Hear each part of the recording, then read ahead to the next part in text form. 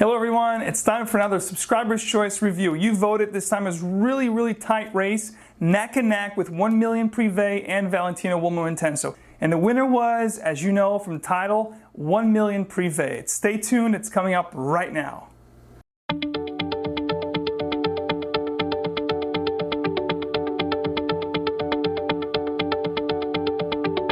Let's start things off with the presentation. 1 Million Privé has this brownish, almost bronze kind of color with the gold embellishments. 1 Million Privé, Paco Rabbane Eau de Parfum concentration this time around, 100 ml, 100 ml, 3.4 ounces is the only size really available in US at this point. Haven't seen any 1.7s out there. You have all the information here, batch code, your barcode, all that good stuff.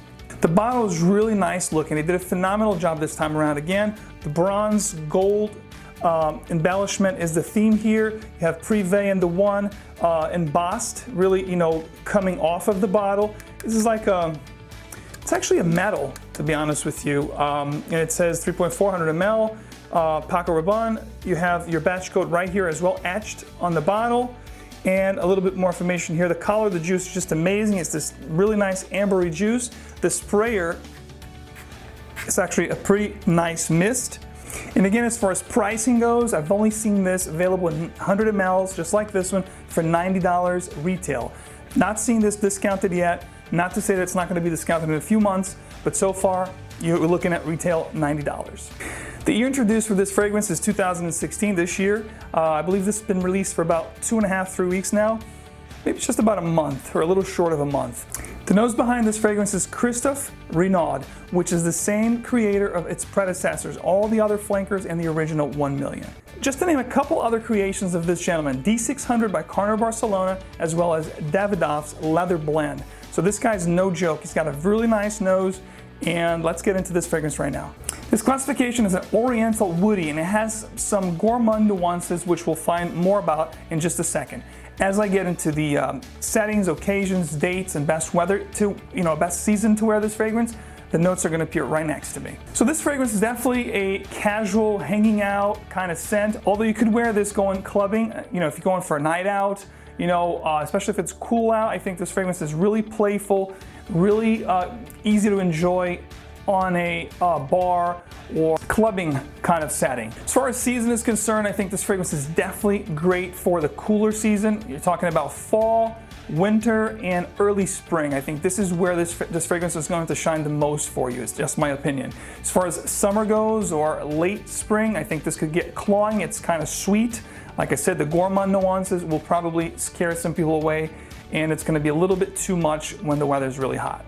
As far as age group is concerned, I think that someone in senior high school and above will appreciate this fragrance, especially for the price point. It's not a cheapie, and it's got this gourmand nuance, so it's not really that masculine. I think it's a masculine scent, but I also think that women can pull it off beautifully due to the gourmandish factor here. So I think age group, anyone can pull it off, but I think the best suited for early college and up. So what do I get from the scent? Let's talk about some of the things that I get from the scent, starting with what this reminds me of. Is there anything similar to this scent, or is this unique enough to stand on its own? Before I get into the unique part, let's talk about what it reminds me of. So it reminds me of a multitude of fragrances. There's quite a bit of fragrances out there that kind of have this kind of genre, which I think a lot of companies are going for this, starting with Spice Bomb, Eau de Beau by L'Occitane, Amber Nagil by Hermes, Pure Havane by Thierry Mugler are just a few of the fragrances that I really get nuances of, fragrances that I can think of as soon as I spray this on my skin. So the original 1 Million DNA or signature scent is definitely present here, ever so slight and faint in the background. And as soon as that goes away, what stays is, like I said, a lot of these fragrances mentioned, kind of like a concoction of these fragrances with some more uniqueness that was added to this fragrance with the myrrh and the tobacco make 1 Million Privé what it is. I definitely think this fragrance is unique enough to, warrant a try. I think you should definitely try on your skin to see if you like it. You might love it. You might like it even better than the other ones that I mentioned, but they're going to be in the same vicinity, in the same genre as those fragrances. One more thing to mention here, if you didn't like the original bubblegum feel or sweetness, this is definitely a lot more toned down and a lot more mature and sophisticated at that. So if you didn't like the original, give this one a shot. You may really be surprised.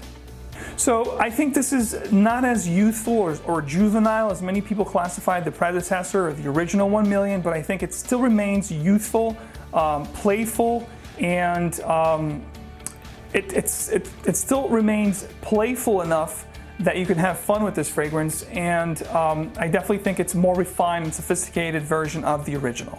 Let's get into the rating system now. As far as packaging is concerned, nothing really crazy there. The bottle itself, I really like the bottle, the color scheme, you know, the bronze, the copper with the gold embellishments. I thought it was really cool.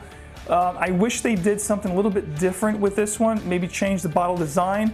But all in all, I'd give this one a solid 7 for the presentation.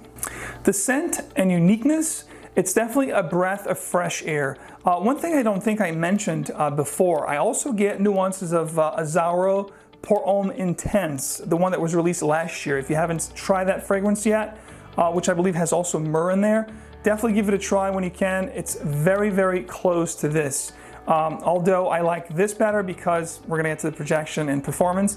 I get better performance with this. But going back to uniqueness, very unique. They did a great job, a great smelling fragrance. Again, they took the 1 million and gave it a more refined, more sophisticated and mature twist to it. So I'm gonna give it a solid 8 for the scent and uniqueness.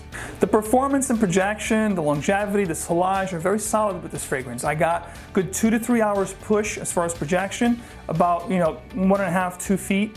And then as far as longevity, I got about 6 to 8. Spraying my clothes, I got 8+. After the 5th to 6th hour, it got very close to the skin. Solage was quite nice, above average. So all in all, I'm giving this a solid 8 for performance. Versatility, I'm giving this fragrance a 7.5. I think it's definitely versatile. It's easy enough for both guys and gals to enjoy. Although where it's going to lose more points is that I think this is really good for casual hanging out, and mostly in the cooler days of fall and winter as far as I'm concerned. So I'm giving this a 7.5, which is really not bad. Final rate for this beautiful fragrance is a solid 7.5. I think it's something that really warrants a try. If you haven't given this a sniff, do try it. I think you may be impressed. It might be the next best thing to wear in the cooler days of fall and winter. 3 words to sum this up. This is playful, it's luscious, and it's sophisticated. So this was it. This was review for 1 million Privé, your choice for the subscriber's choice. Please rate, comment, and subscribe. Stay tuned for a lot more cool content and giveaways coming your way soon. Till next time, this was your host, Max Forte. Stay fragrant.